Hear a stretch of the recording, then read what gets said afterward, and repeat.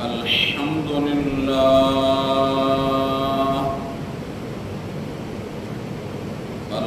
لله وكفى والصلاة والسلام على سيد الرسل وخاتم الأنبياء وعلى آله وصحبه وبارك وسلم، خصوصا على خلفائه الراشدين المهديين إلى يوم القيامة. أما بعد، فأعوذ بالله من الشيطان الرجيم. بسم الله الرحمن الرحيم. أجعلتم سقاية الحاج وعمارة المسجد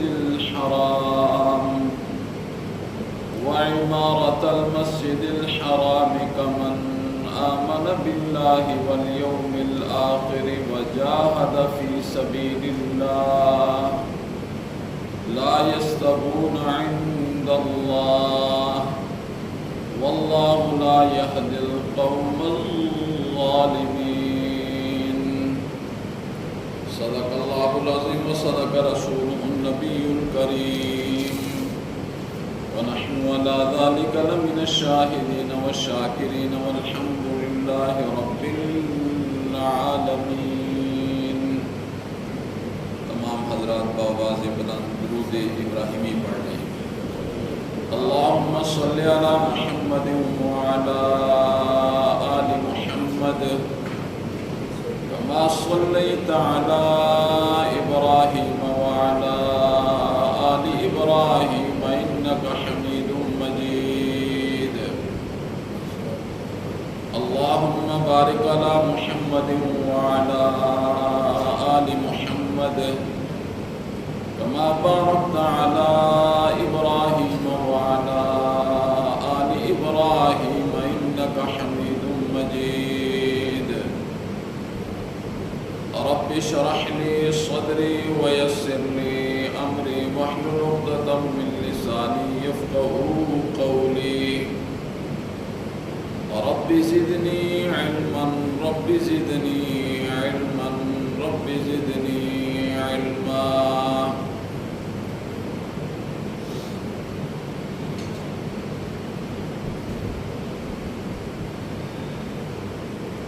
عزیزان محترم، سورہ توبہ 10واں پارہ، اس کی ایک آیت تلاوت کی ہے. اللہ کی بارگاہ میں انتہائی عجز و انکساری کے ساتھ استدعا ہے کہ اللہ رب العزت کی ذات ببرکات قرآن مجید کی اس آیت کی روشنی میں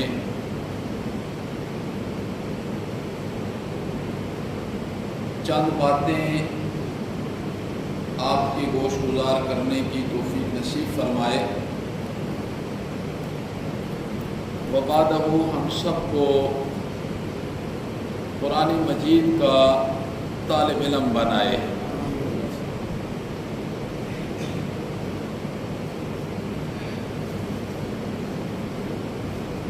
مجھے امید ہے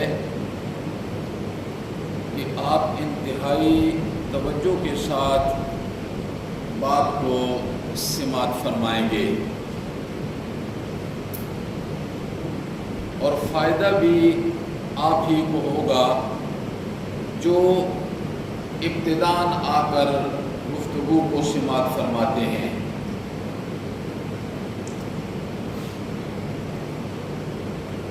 آج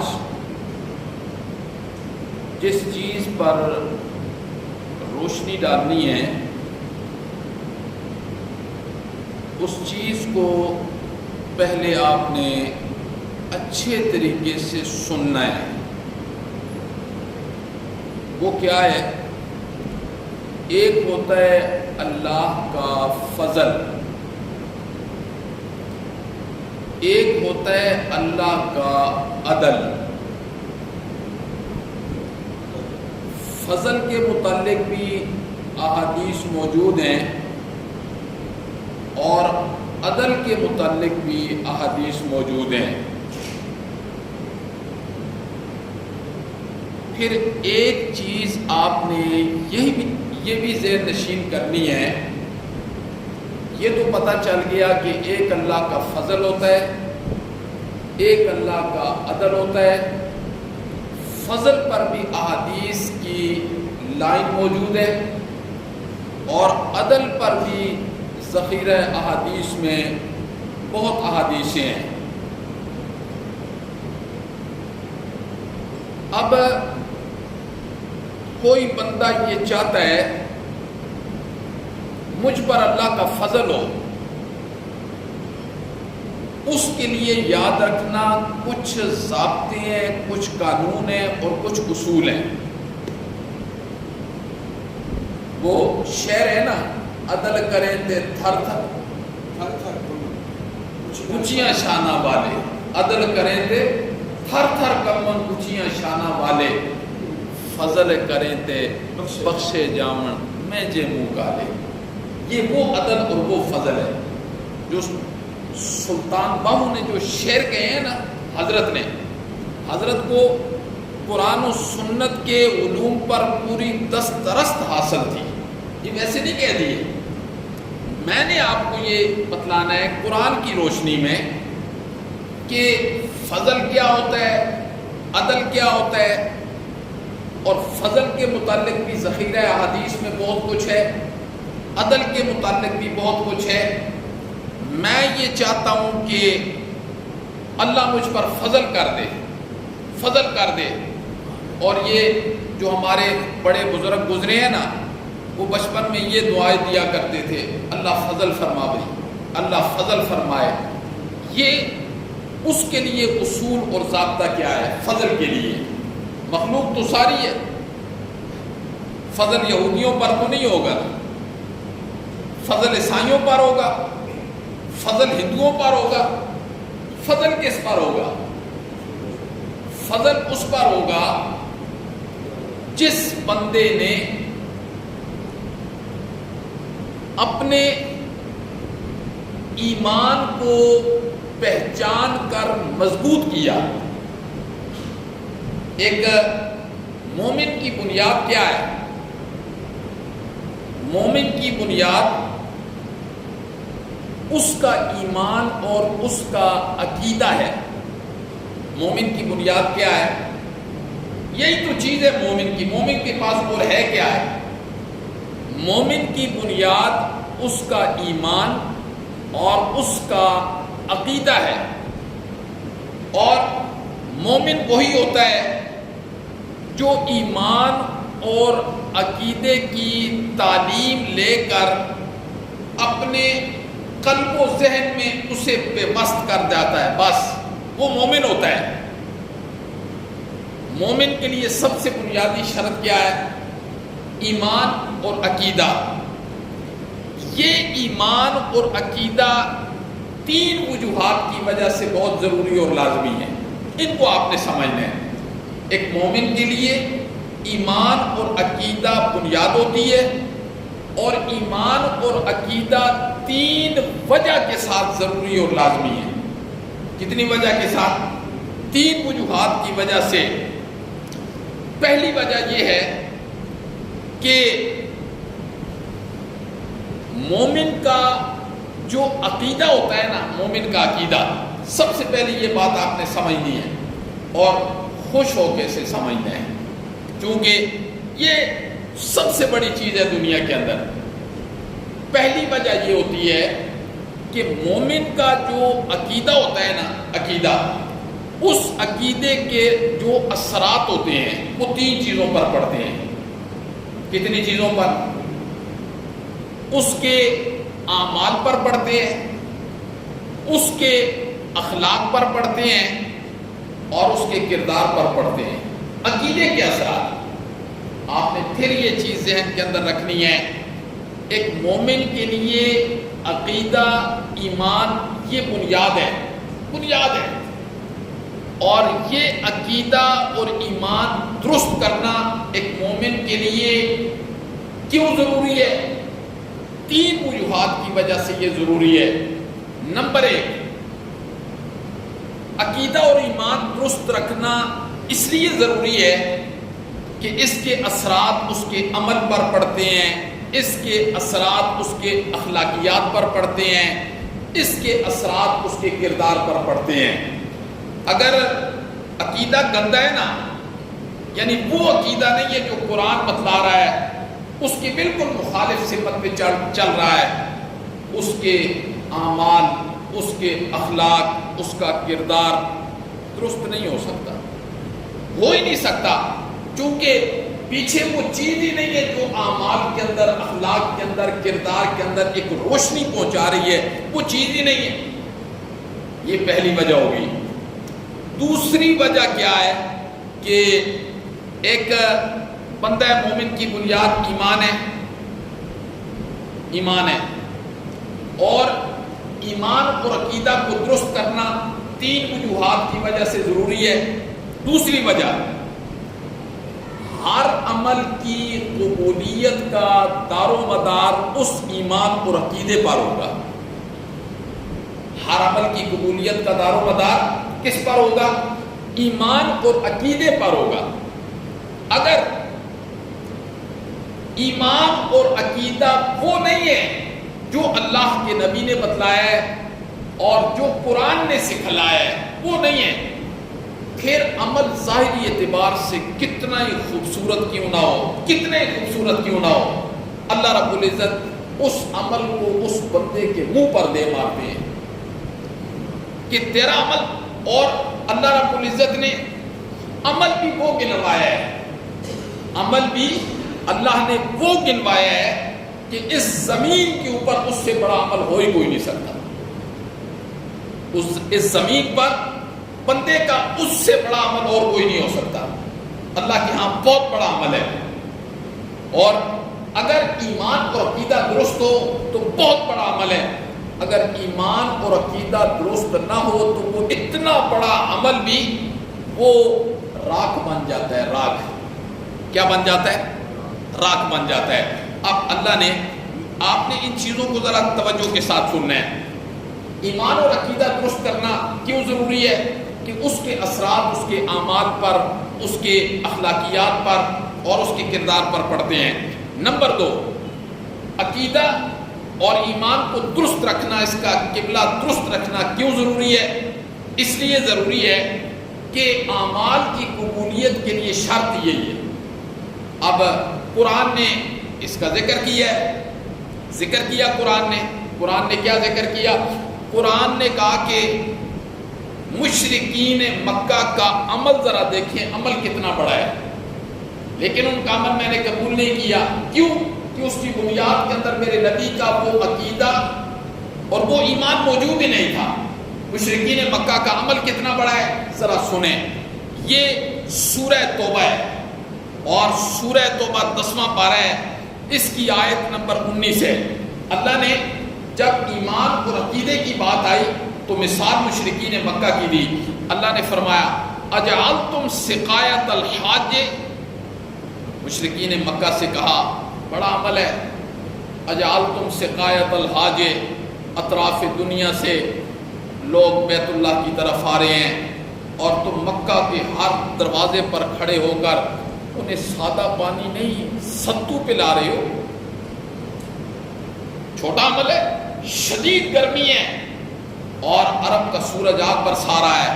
مشرکین مکہ آنے والے لوگوں کو ان کا اکرام کتنا کر رہے ہیں کہ ہر داخلی راستے پر مشرکین مکہ نے پانی کی سبیلیں لگائی ہوئی ہیں، اور صرف پانی کی سبیلیں نہیں ہیں، جتنے دن حاجی وہاں رہتے ہیں ان کے کھانے کا بندوبست بھی کرتے ہیں، ان کے کھانے کا بندوبست بھی کرتے ہیں۔ یہ چھوٹا عمل ہے، یہ چھوٹا، اللہ کے ہاں بہت بڑا عمل تھا۔ اللہ نے ذکر کیا اس کا، اللہ نے فرمایا اجعلتم سقایت الحاج، کیا تم نے بنا رکھا ہے حاجیوں کا پانی پلانا، وعمارت المسجد الحرام، اور مسجد حرام کی تعمیر کرنا، یہ چھوٹا عمل ہے. اور بیت اللہ کے متولی ہیں مشرکین مکہ.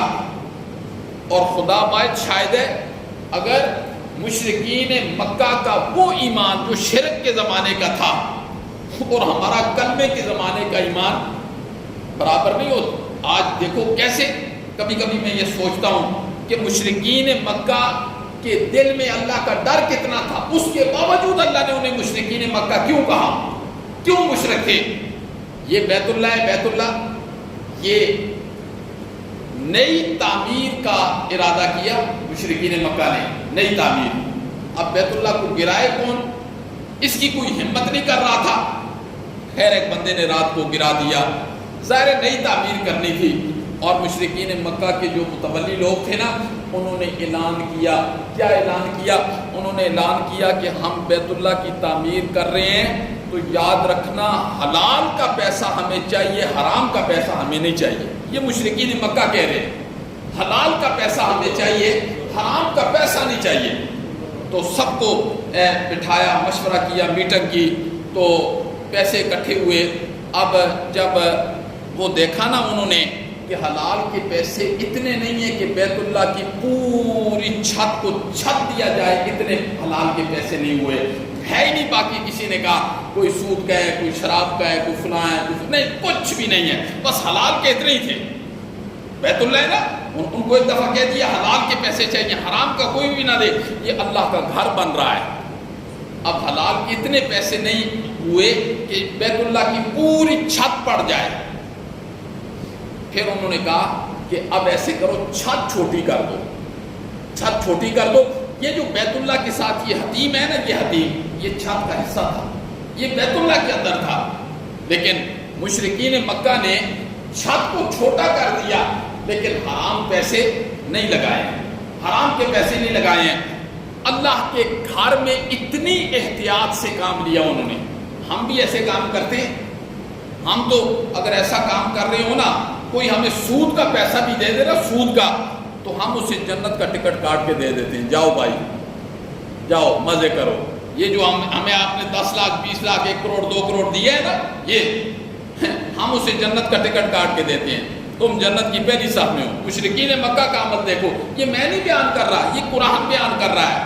اللہ نے اتنے بڑے عمل کو ذکر کیا، اور عمل کو ذکر کرنے کے بعد اللہ نے کیا کہا، اب سنیں ذرا. فرمایا اجعلتم سقایۃ الحاج، کیا تم نے یہ سمجھ رکھا ہے، بنا رکھا ہے حاجیوں کا پانی پلانا، وعمارت المسجد الحرام، اور مسجد حرام کی خدمت کرنا، کمن آمنا، اس شخص کی طرح جو اللہ پر ایمان لے کر آیا، والیوم الآخر، اور آخرت پر ایمان لے کر آیا، وجاہد فی سبیل اللہ، اور اللہ کے راستے میں جہاد کرتا ہے. لا یستوون عند اللہ، دونوں اللہ کے ہاں برابر نہیں ہیں.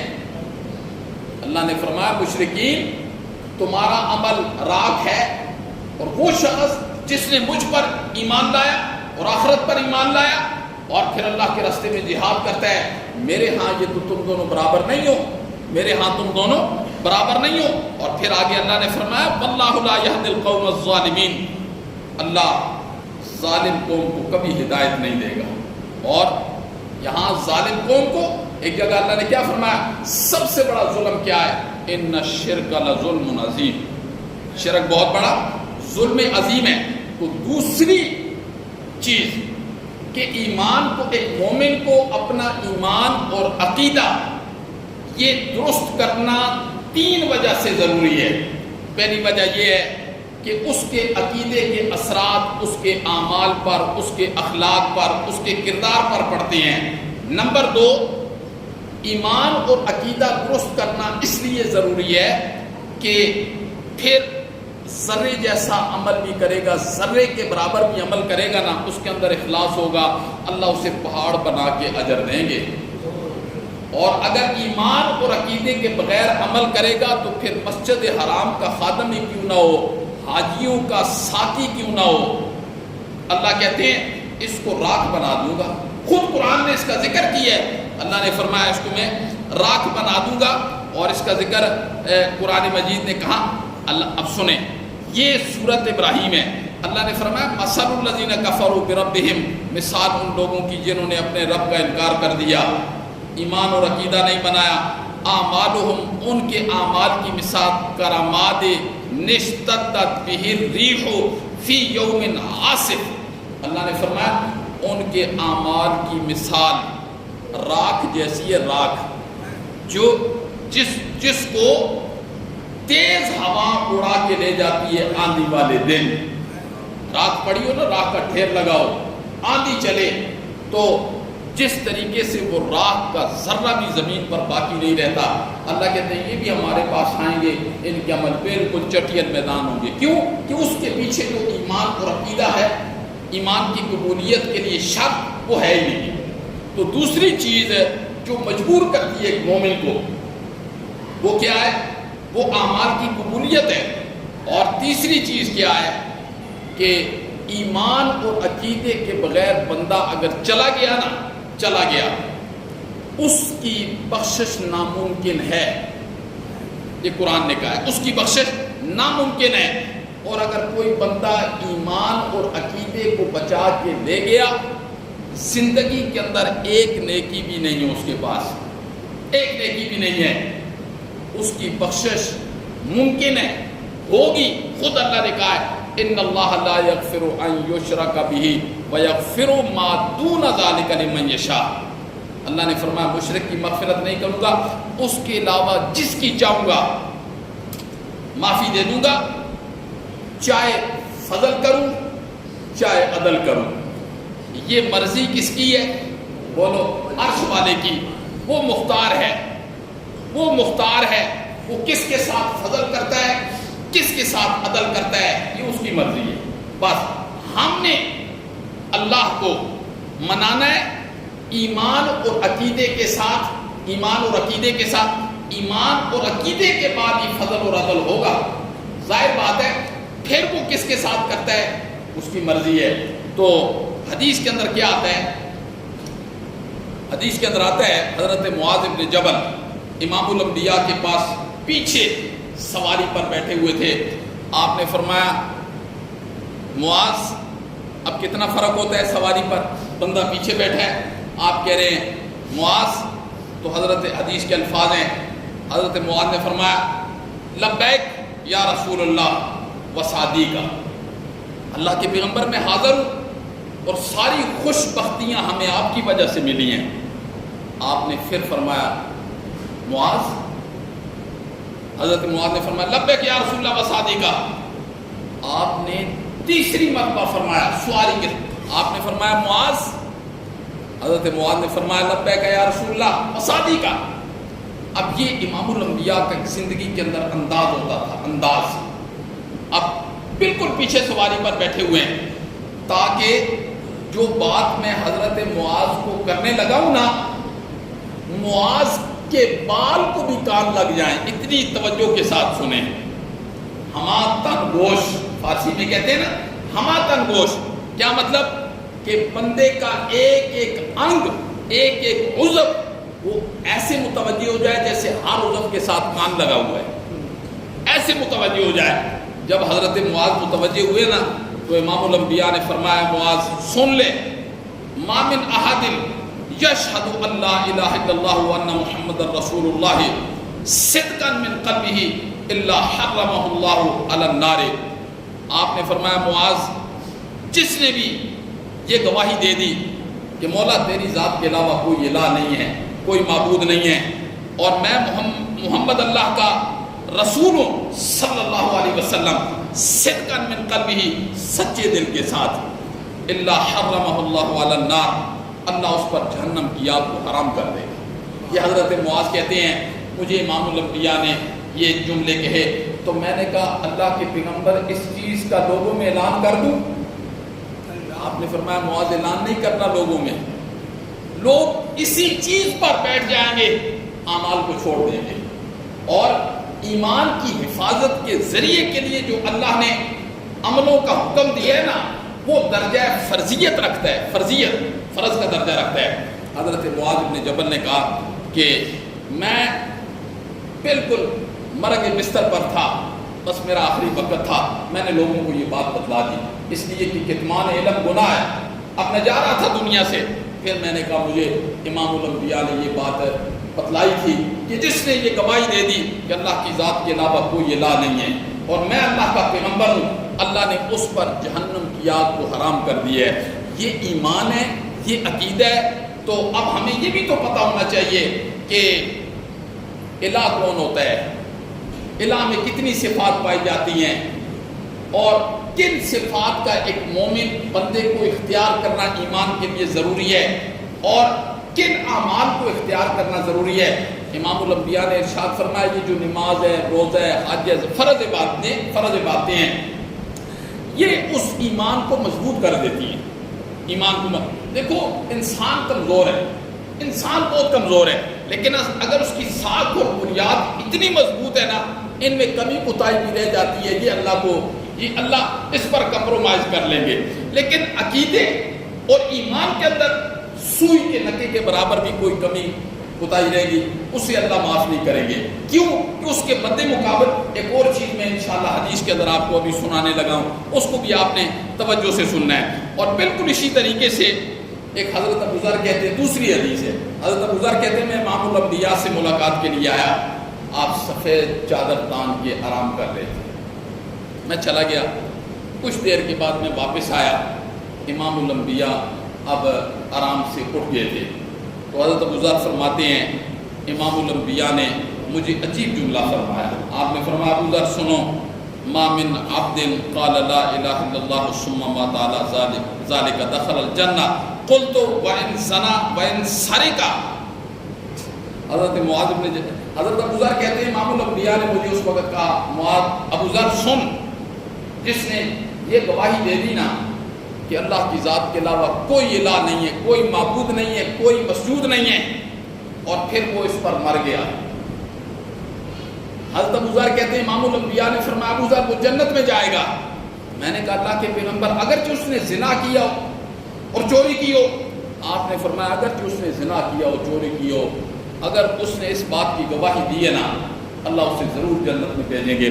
ابو ذر کہتے ہیں میں نے 3 مرتبہ یہ جملہ سنا، وائن زنا وائن سرق، اگرچہ اس نے زنا بھی کیا ہو، چوری بھی، آپ نے فرمایا 3 مرتبہ، آپ نے فرمایا ابو ذر تیری ناک مٹی سے بھر جائے اگر اس نے یہ گواہی دی ہے کہ اللہ کی ذات کے علاوہ کوئی الہ نہیں ہے، اگر اس نے یہ گناہ بھی کیا ہے نا، اللہ اس کو جنت میں ضرور بھیجے اللہ۔ لیکن شرط یہ ہے کہ ایمان اور عقیدہ جو قرآن نے اسے سمجھایا نا، اب یہ زیادہ وقت نہیں ہے، یہ 2 حدیثیں ہیں، یہ آپ نے سنی ہے کہ ان میں ایمان اور عقیدے کی وضاحت کی ہے۔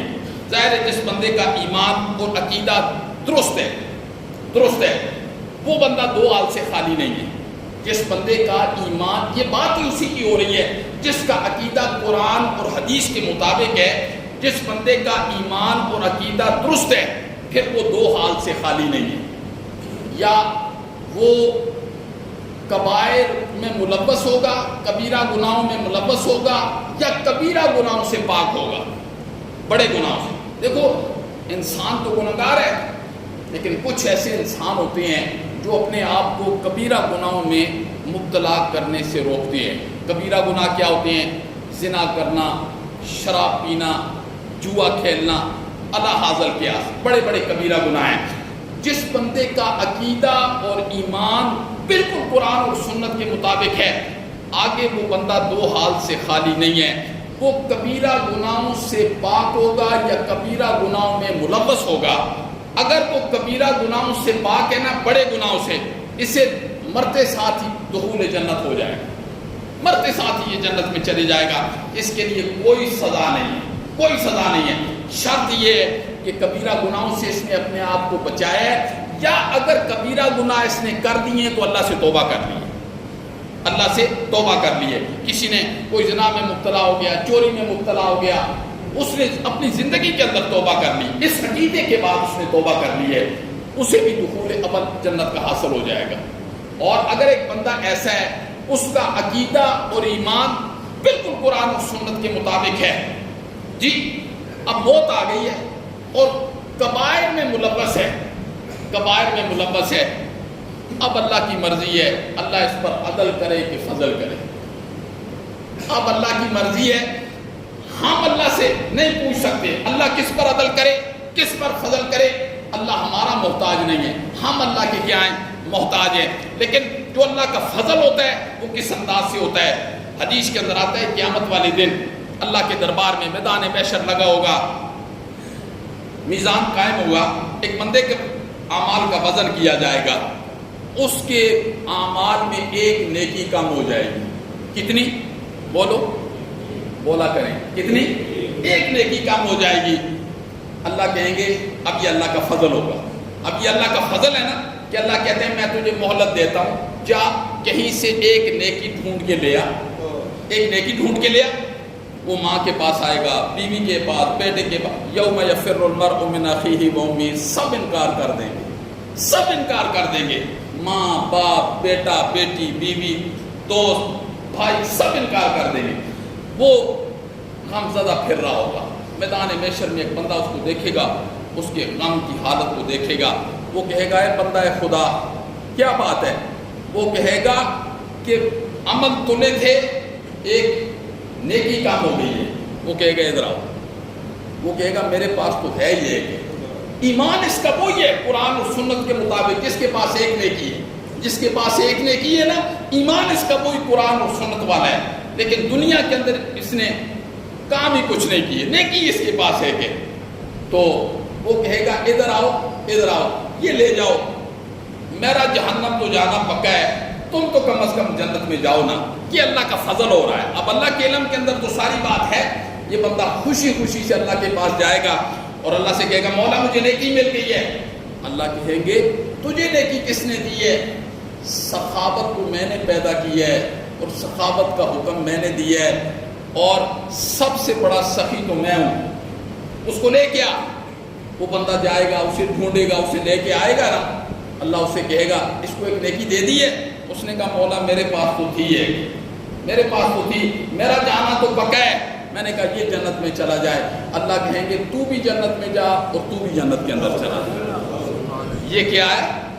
یہ اللہ کا فضل ہے. اور جس بندے نے ایک, جس کے پاس صرف ایک نیکی ہے اس دھرتی پر زندگی گزار کے, ایک نیکی ہے, لیکن اس کی بنیاد کے اندر اس کی بیسک پہ جو عقیدہ ہے نا, نظریہ, جس کا آج ہم ضرورت بھی محسوس نہیں کرتے ہیں. لوگ اس کی ضرورت بھی محسوس نہیں کرتے ہیں. عقیدہ کیا ہوتا ہے, بس ان کو ایمان کا صرف نام آتا ہے. عقیدے کے لیے شرائط کیا ہوتی ہیں, وہ عقیدہ ہم سے تقاضا کیا کرتا ہے. جی جب وہ بنیاد کے اندر عقیدہ آیا نا, صحابہ کرام شرک کی گٹا ٹوپ اندھیروں سے باہر نکلے, شرک کی امیر گہرائیوں سے جب آپ آئے نا اوپر, اللہ اکبر, اور کلمہ پڑھا لا الہ الا اللہ محمد الرسول اللہ, لا الہ الا اللہ محمد الرسول اللہ. مولا ہم نے اب تجھے الہ مان لیا ہے. پہلے تو ہم اللہ مانتے تھے نا, مشرکین مکہ تو اللہ کو مانتے تھے لیکن اللہ کو الہ نہیں مانتے تھے. اللہ کو اللہ مانتے تھے, اللہ کو الہ نہیں مانتے تھے. کلمے میں ہم نے کیا وعدہ کیا ہے, لا الہ الا اللہ. پہلے الہ ہے پھر اللہ ہے. مشرکین مکہ, یہودی, عیسائی, ہندو, سکھ سب اللہ کو اللہ کہتے ہیں لیکن اللہ کو الہ نہیں مانتے. اسی لیے تو ہم کو پتہ نہیں, ہم کلمہ پڑھ رہے ہوتے ہیں لا الہ الا اللہ, مولا تیری ذات کے علاوہ کوئی الہ نہیں ہے الا اللہ, مگر اللہ. اب قرآن, پورا قرآن اسی چیز کو سمجھا رہا ہوتا ہے, پورا قرآن. یہ اس لیے ہم آپ کو زور دیتے ہیں کہ اللہ اکبر اللہ اکبر. اس گناہ کے ساتھ بندہ چلا گیا نا, معافی نہیں ہے. اگر یہ بنیاد کے اندر ہوگا تو ایک نیکی والا بھی اللہ اس پر بھی فضل فرما دیں گے, اللہ اس پر بھی. ایک اور حدیث سنیں, دو بندے لڑ رہے ہوں گے, جھگڑ رہے ہوں گے, باتوں باتوں میں جھگڑ رہے ہوں گے. ایک کہے گا میرا حق دے, جو تو نے دنیا میں مجھ سے لیا ہے نا وہ میرا حق دے. تو وہ کہے گا, معذرت کرے گا, میرے پاس ہے ہی نہیں, میں کہاں سے دوں. اب یہ دو لڑتے لڑتے لڑتے اللہ آئیں گے, اللہ ان سے پوچھیں گے کیوں لڑ رہے ہو. وہ جو حق لینے والا ہے نا وہ کہے گا مولا اس نے میرا حق دینا ہے. اور اللہ کا قانون اور ضابطہ یہ ہے کہ اللہ اس وقت تک معاف نہیں کرے گا حقوق العباد کے معاملے میں جب تک کہ بندہ نہ معاف کر دے. یہ اصول اور ضابطہ کل میدان محشر میں بھی اسی طریقے سے ہوگا. تو اب اللہ نے فضل جو کرنا ہے، اللہ نے فضل کرنا ہے، تو اللہ فضل کیسے کرے گا؟ جب یہ لڑ رہے ہوں گے نا، تو جس بندے نے اپنا حق لینا ہے نا، اچانک اللہ اس کے سامنے ایک موتی کا محل لے کر آئیں گے، جو پورا ایک موتی کے اندر بنا ہوگا محل. اور وہ اتنا نہیں ہے کہ 20 کنال میں نہ 100 تا حد نگاہ اس موتی کے اندر ایک محل ہوگا. وہ جو حق کا مطالبہ کر رہا تھا نا بندہ، حق کا مطالبہ، اس کی نظر جب اس پر پڑے گی نا، وہ اس کی نظروں کو اپنی طرف ایسے کھینچے گا وہ محل نا، وہ اچانک کہے گا مولا یہ کون سے نبی کا محل ہے؟ اللہ کہیں گے نہیں نہیں نہیں، یہ نبیوں کا محل نہیں ہے، یہ تو عام لوگوں کا محل ہے، عام لوگوں کا محل ہے. مولا یہ کس کو ملے گا؟ اللہ کہے گا جو اس کی قیمت ادا کرے گا اس کو مل جائے گا، جو اس کی قیمت ادا کرے گا. مولا اس کی قیمت کون ادا کر سکتا ہے؟ اس محل اور موتی کون ادا کر سکتا ہے؟ اللہ کہتے ہیں تو بھی ادا کر سکتا ہے. وہ کہے گا مولا کیسے میں ادا کر سکتا ہوں؟ اللہ کہے گا اسے معاف کرنا تو یہ محل تیرا ہے. اللہ کیا کہے گا؟ اسے معاف کر دے، یہ محل تیرا ہے. وہ کہے گا مولا میں نے معاف کر دیا. اللہ کہیں گے جا تو نے معاف. یہ اللہ اس طرح فضل فرمائیں گے، لیکن اس کی بنیاد کے اندر عقیدہ ایمان قرآن والا ہوگا. جی اگر اس نے اس کو وزن دیا نا، وزن عقیدے اور ایمان کو اس نے وزن دیا، تو اللہ رب العزت پھر ایسے فضل فرمائیں گے. ایسے کیا کریں گے؟ فضل فرمائیں گے. اور اس کے مقابلے میں جب اللہ عدل پہ آ جائیں، عدل پہ آ جائیں، اللہ اکبر. حضرت ابو ہریرہ کیا فرماتے ہیں؟ عدل کا کیا مطلب ہوتا ہے؟ عدل کا مطلب یہ ہوتا ہے، عدل یہیں سے شروع ہو جاتا ہے، دنیا سے. اگر اللہ کسی کے ساتھ عدل کا ارادہ کر لے نا کہ میں نے عدل کرنا ہے، عدل کیا مطلب؟ اس بندے یعنی برابر سرابر کرنا ہے. پھر اللہ اس بندے پر کیا ڈال دیتے ہیں؟ دنیا کے اندر ہی پریشانیاں، مصیبتیں، دکھ، درد، غم، بیماریاں. کیوں؟ تاکہ ان کی وجہ سے اس کے گناہ مٹتے چلے جائیں. اس کے گناہ کیا ہوتے چلے جائیں؟ مٹتے چلے جائیں اس کے گناہ. پھر اللہ، اور حدیث کے اندر آتا ہے کہ جس بندے پر دنیا میں پریشانیاں آتی ہیں نا، اس کے گناہ ایسے مٹ جاتے ہیں جیسے خزاں کے موسم میں درخت کے پتے جھڑ جاتے ہیں. درخت کے پتے جھڑ جاتے ہیں. اور یہ بھی اللہ کی رحمت ہوتی ہے اس کے ساتھ. اور اگر اللہ جس کے ساتھ رحمت کا معاملہ نہ کرے، پھر اللہ اسے کوئی پریشانیاں نہیں بھیجتے، کوئی پریشانیاں نہیں بھیجتے. گناہ وہ کرتا رہتا ہے اور اللہ اس کی رسی کو کیا کرتے رہتے ہیں؟ ڈھیلا چھوڑتے ہیں، ڈھیلا چھوڑتے ہیں. یہاں تک کہ کسی کے گناہ ایسے ہوتے ہیں اللہ دنیا میں بھیج دے. مومن کی بات کر رہا ہوں، مومن. یہ ساری تقریر مومن اور عقیدے پر ہے کہ اگر دنیا میں اس کے گناہ زیادہ ہیں، مصیبتوں سے کم نہیں ہوئے، تو حدیث کے اندر آتا ہے قبر میں تھوڑی سختی کر دی جائے گی. اگر قبر کی سختی سے بھی گناہ زیادہ ہوئے نا، پھر اللہ رب العزت محشر والے دن کی سختی کر دیں گے. اگر وہاں برابر سرابر ہو گیا تو اللہ جنت میں بھیج دیں گے. اور اگر وہاں بھی کوئی کسر رہ گئی نا، تو پھر اللہ جہنم کے اندر بھیجیں گے. جو عدل کیا ہے؟ مومنین کے ساتھ جو عدل ہوگا، یہ جہنم کے اندر لوگ جائیں گے، چلیں گے، پھر وہاں سے نکلیں گے. حدیث کے اندر آتا ہے، بڑا وقت نہیں ہے میرے پاس، امام الانبیاء نے ارشاد فرمایا اللہ انبیاء کو بھی سفارش کا موقع دیں گے، اللہ صدیقین کو بھی، شہداء کو بھی، صالحین کو بھی. پھر عامت المسلمین جو عام لوگ جنت کے اندر جائیں گے، اللہ انہیں بھی کہیں گے تم بھی سفارش کر سکتے ہو. وہ کہیں گے مولا وہ ہمارے ساتھ حاجی تھا، نمازی تھا، وہ جہنم کے اندر ہے. اس دن اللہ کہیں گے اگر ایک درم کے برابر بھی کسی کے سینے میں ایمان ہے نا، اسے بھی جہنم سے نکال کے لے آؤ. عامت المسلمین اس کو جہنم سے نکال کے لائیں گے. پھر اللہ کہیں گے جس کے سینے میں آدھے درم کے برابر بھی ایمان ہے نا، اسے بھی جہنم سے نکال کر لے آؤ. پھر آخر میں اللہ کہیں گے جس کے سینے میں رائی کے دانے کے برابر ایمان ہے، اس کو بھی جہنم سے باہر نکال کے لے آؤ، اس کو بھی جہنم سے. اور پھر آخر میں اللہ رب العزت کہیں گے اب میں جہنم سے لوگوں کو نکالوں گا جس کے سینے میں رائی کے دانے کے برابر بھی ایمان ہوگا. اللہ اپنی لب لگائیں گے، سب کو جہنم سے نکال کر باہر کریں گے، لیکن اس کے پیچھے ایمان اور نظریہ بالکل مضبوط ہوگا، آگے نیکی نہیں ہوگی. یہ وہ لوگ جہنم میں جائیں گے جن کی نیکی جن کے پاس کوئی نہیں ہوگی. اور حدیث کے اندر آتا ہے پھر اللہ قیامت والے دن ایک بندے کی اعمال کی گٹھڑی کو کھولیں گے. یہ جو زمین ہے نا، امام الانبیاء نے فرمایا یہ گناہوں سے بھر جائے گی، اس میں ایک نیکی بھی نہیں ہوگی، لیکن پیچھے اس کا عقیدہ اور اس کا نظریہ وہ قرآن والا اتنا مضبوط ہوگا، آگے اس نے نیکی کوئی نہیں کی. اللہ فرمائیں گے جا آج ہم تیری ان برائیوں کو نیکیوں سے بدل کر جنت میں بھیجتے ہیں، اس لیے کہ تو نے دنیا میں میری ذات کے ساتھ، میری صفات کے ساتھ، میرے افعال کے ساتھ غیر اللہ کو کبھی شریک نہیں کیا. غیر اللہ، یہی تو دنیا میں بھیجنے کا مقصد ہے، اور امتحان بھی اللہ کا یہی ہے دنیا کے اندر. اور حدیث کے اندر آتا ہے جب اللہ آخری انسان کو جہنم سے نکالیں گے نا، وہ آگ میں جل چکا ہوگا، کوئلہ بن چکا ہوگا، اللہ اسے آب حیات جنت کی ایک نہر اس میں ڈالیں گے، وہ بالکل صحیح سلامت ہو جائے گا. وہ باہر نکلے گا نا، اسے گرمی لگ رہی ہوگی، وہ کہے گا مولا مجھے سایہ تو دے دے. اللہ کہیں گے میں سایہ دینے لگا ہوں، اور تو کچھ نہیں مانگے گا. اب تو اللہ اس سے راضی ہو گیا، جہنم سے جو نکال دیا، گناہ تو اس کے پاک ہو گئے ہیں. اللہ کہے گا میں تجھے سایہ دینے لگا ہوں، اور تو کچھ نہیں مانگے گا. وہ کہے گا مولا اور کچھ نہیں مانگتا میں. جو ہی وہ حدیث کے اندر آتا ہے سائے میں آئے گا نا، امام الانبیاء نے فرمایا اس کی نظر جو جنت کے دروازے پر پڑے گی نا، وہ کہے گا مولا جنت کا دروازہ نہ دیکھوں. تو اللہ کہیں گے میں نے جو تجھے کہا تھا نہیں، بس مولا میرے دل میں آ گیا.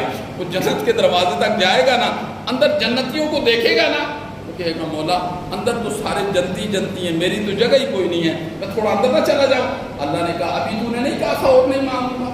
پھر مانگنے لگ گیا. پھر اللہ اسے جو جنت دیں گے نا، حدیث کے اندر آتا ہے اللہ کہیں گے اچھا بول کتنی جنت تجھے دے دوں تو تو راضی ہو جائے گا، بول کتنی. پھر اللہ خود ہی کہیں گے دنیا میں نے جو سب سے بڑی سلطنت جس کو دی ہے اتنی جنت دے دوں. وہ کہے گا مولا اتنی دے دے.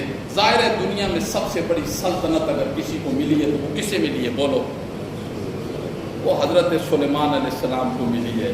کس کو ملی ہے؟ حضرت سلیمان علیہ السلام کو. کیسی سلطنت ملی ہے؟ پھر کسی کو نہیں ملی ہے، پھر کسی کو نہیں ملی ہے. ہواؤں پر حکومت ہے، میدانوں پر، پانیوں پر، مچھلیوں پر، پرندوں پر، چرند پر، جنات پر، کائنات کی ہر چیز پر حکومت ہے.